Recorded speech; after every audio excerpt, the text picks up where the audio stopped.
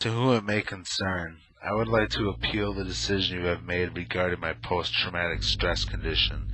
Also, I would like to request a hearing and would like to amend my claim to read herbicide for my Agent Orange claim. I am a combat veteran. I've been a rifleman and a radio man and a M79 grenade launcher operator. My MOS is a M311 rifleman. I spent almost all of my tour of duty sleeping beside a foxhole or in a sandbag position. There were very few occasions for us to bathe or shower besides the rain and a stream, or a river every once in a while. I don't think I ever would have gotten to bathe. I have had people very close to me get blown away. Not just neat little holes with a trickle of blood, but huge gaping holes in their bodies, blood spurting from mutilated legs and arms, a shattered skull, the back half blown away from mortars, seeing the blood ooze out, and the gray brain slide out of the hole the fragment tore away. I have had dreams of things like this. I've seen my best friends blown to hell in front of my eyes, and you say I have no post-traumatic stress. Hell, my life is 100% fucked up. I can't hold a job. I must have had 50 or 60 jobs since I got out of the service. U.S. Marine Corps, 2nd and 9th, 3rd Division. There isn't a day that goes by that I don't get depressed thinking about those guys.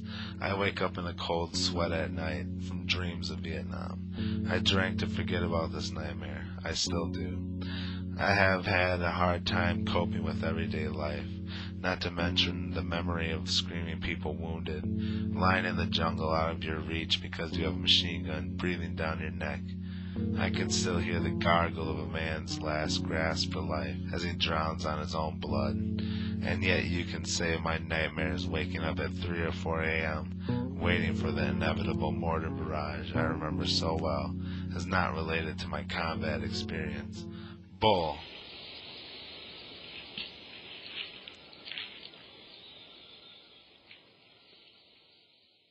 Many of our long-range patrols were no picnic. Days on end sitting in the bush waiting for them damn gooks to go by so we could blow their brains out. You should look at my work history. I just seem to lose interest in work. Go try a different thing. I've missed work from being depressed and drinking myself senseless to forget death, dying, and the mutilated bodies. All the blood, guts, and gore of people's blood on my hands and boots. I've gotten divorced because I couldn't handle married life, or she couldn't handle the way I did things. I've gotten as far as standing on a box with a couple of phone wires around my neck, the way the government has treated me and other combat veterans. This decision doesn't surprise me.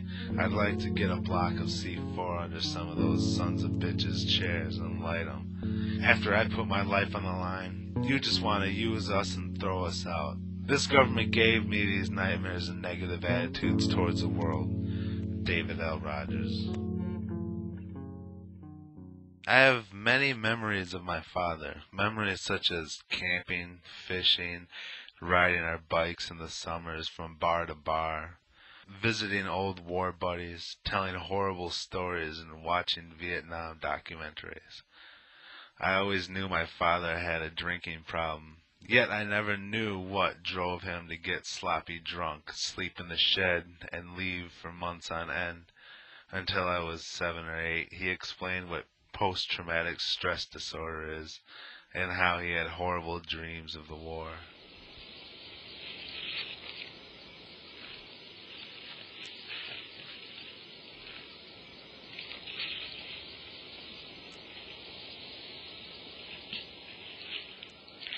Facing death. Anyone with advanced cancer faces the reality that he or she will not live forever. Family members must recognize this too. Thinking about death is frightening and painful for many. Patients and families worry about suffering before death, or being alone in death. But sometimes the illness and suffering has gone on for so long that everyone sees death as relief.